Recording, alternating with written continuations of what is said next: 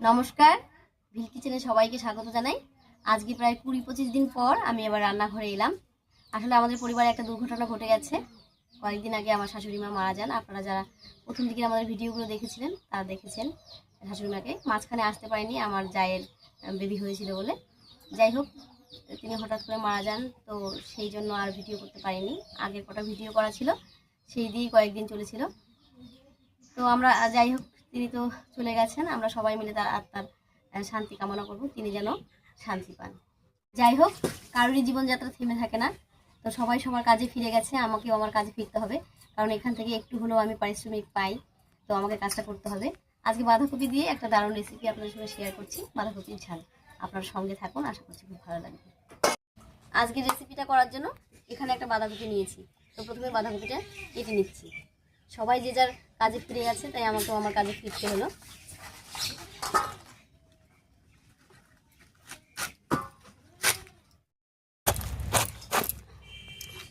আজকে রান্নার জন্য বাঁধাকপিটা একটু বড় বড় করে কাটবো। খুব একটা কুচি করবো না, একটু বড় বড় করে কাটবো। তবে আমি বটি দিয়ে কাটছি, আপনারা চাইলে কিন্তু ছুরি দিয়েও কেটে নিতে পারেন।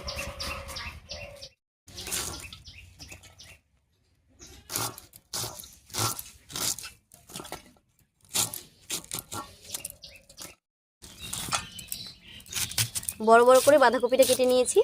এবারে জল পাল্টে পাল্টে ধুয়ে নেব।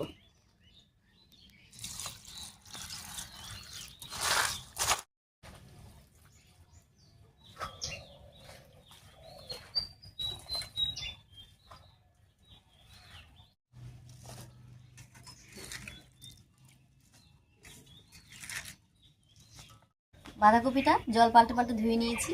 আর সঙ্গে দেখুন আমি কেটে নিয়েছি আলু, টমেটো, এখানে গোটা রসুন নিয়েছি, পেঁয়াজ একটু বড় বড় করে কেটে নিয়েছি, ধনেপাতাটাও ধুয়ে রেখেছি, আর নিয়েছি কাঁচা পাকা লঙ্কা।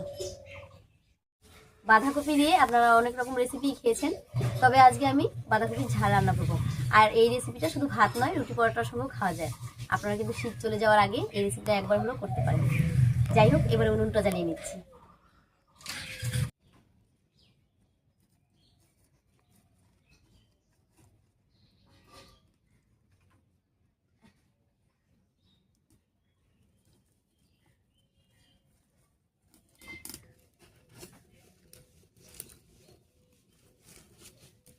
উনুন জ্বালিয়ে কড়াই বসিয়ে দিয়েছি। এবারে কড়াইয়ে একটুখানি জল দেব।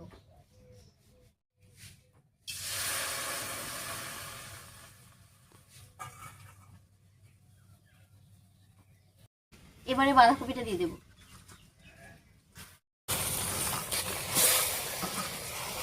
একটু সমান করে দেব। আর এর উপরেই কেটে রাখা আলু, রসুন, পেঁয়াজ, লঙ্কা সব দিয়ে দেব। আলুগুলোকে একটু সাজিয়ে দিচ্ছি।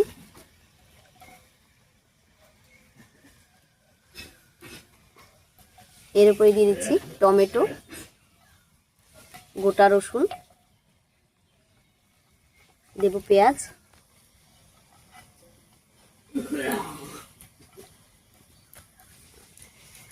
এর উপরেই দিয়ে দিচ্ছি লবণ একটুখানি, আর দেব কয়েকটা কাঁচা লঙ্কা। এবার দিয়ে দিচ্ছি একটুখানি কাঁচা সর্ষের তেল। এবারে ঢাকা দিয়ে ভাপিয়ে নেব। আমি কড়াইয়ের মধ্যেই সেদ্ধটা করে দিচ্ছি। আপনারা চাইলে কিন্তু প্রেসার কুকারেও সেদ্ধ করে দিতে পারেন। সব কিছুর সঙ্গে বাঁধাকপিটা ভাপানো হতে থাক, আর এই ফাঁকে আমি একটুখানি মশলা করে নিচ্ছি। আর মশলার মধ্যে তেমন কিছুই না, একটুখানি সর্ষে আর দুটো কাঁচা লঙ্কা বেটে নেব। তবে আপনারা ঝালটা যে যেমন খান সেভাবেই দেবেন। এটা যেহেতু ঝাল রান্না হবে, একটু ঝালটা কিন্তু বেশি দিতে হবে। সর্ষে আর লঙ্কা নিয়েছি, সঙ্গে একটুখানি লবণ দিয়ে দিচ্ছি। তবে আপনাদের হাতের কাছে যদি সাদা তিল থাকে, এর সঙ্গে একটু সাদা তিলও বেটে দিতে পারেন, এতে ভীষণ ভালো লাগবে।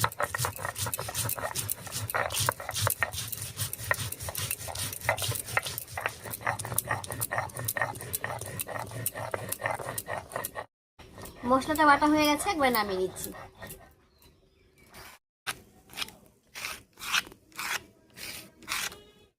এদিকে বাঁধাকপির সঙ্গে সমস্ত কিছু খুব ভালো করে সেদ্ধ হয়ে গেছে। এবার ঢাকা খুলে নামিয়ে নিচ্ছি।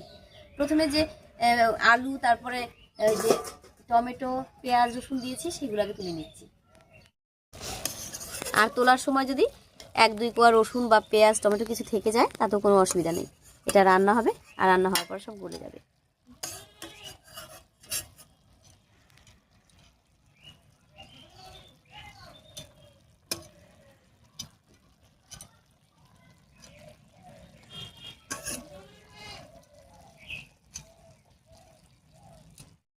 আগেই বলেছিলাম যে আজকের বাঁধাকপির রান্নাটা একটু অন্যরকম, তবে এই পদ্ধতিতে একবার রান্না করে খাবেন, দেখবেন খুব ভালো লাগে।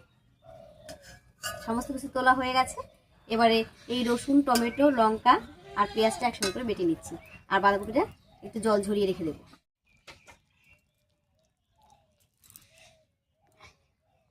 তবে বাঁধাকপি সিদ্ধ করার এই জলটা কিন্তু ফেলবো না। মশলা কষানোর সময় এই জলটা দিয়ে কষিয়ে নেব।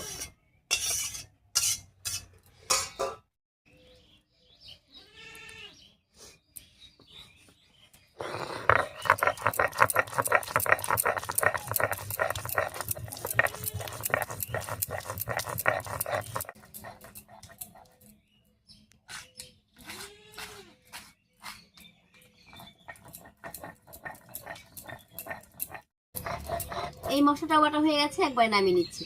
আর যে কোনো রান্নার মশলা বাটা হয়ে গেলে কিন্তু রান্না খুব তাড়াতাড়ি হয়ে যায়, আমার রান্নাটা করতেও আর বেশি সময় লাগবে না। এমনিতেই সমস্ত কিছু ভাপানো আছে।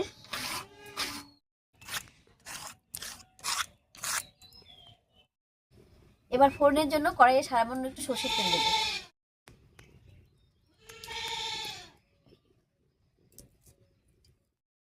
তেল গরম হয়ে গেছে, এবার এর উপরে দেবো 1 চামচ মতো পাঁচফোড়ন।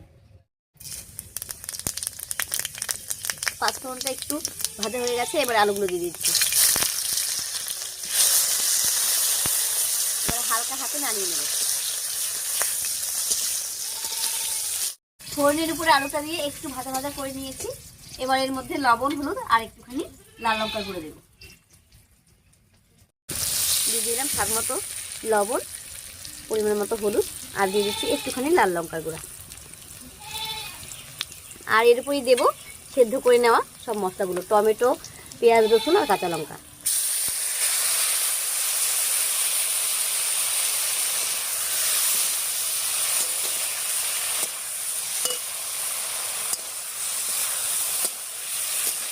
বাটা মশলাটা দিয়ে বেশ কিছু নাড়িয়ে নিয়েছি। এবারে বাঁধাকপি সেদ্ধ করার পর যে জলটা ছিল সেই জল দিয়ে একটু কষিয়ে নেব।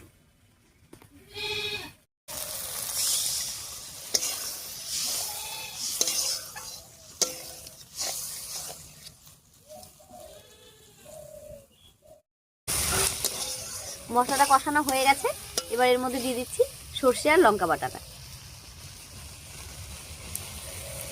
সর্ষে আর লঙ্কা বাটা দিয়ে একটু কষিয়ে নেব।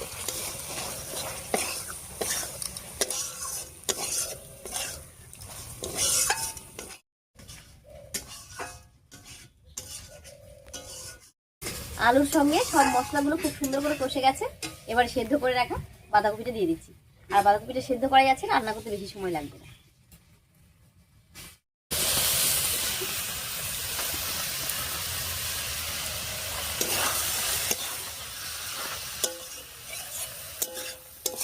বাঁধাকপিটা দিয়ে মশলা আর আলুর সঙ্গে খুব সুন্দর করে রান্না করে নিয়েছি।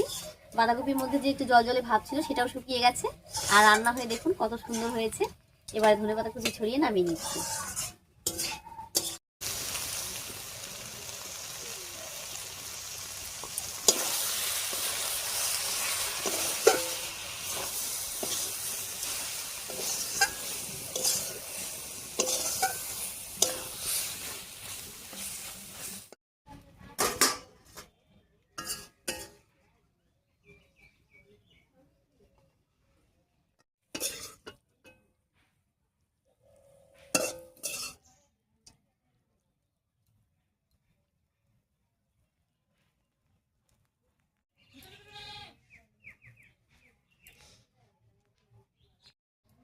একটু অন্যরকম করে আজকে বাঁধাকপিটা আপনাদের সঙ্গে শেয়ার করলাম।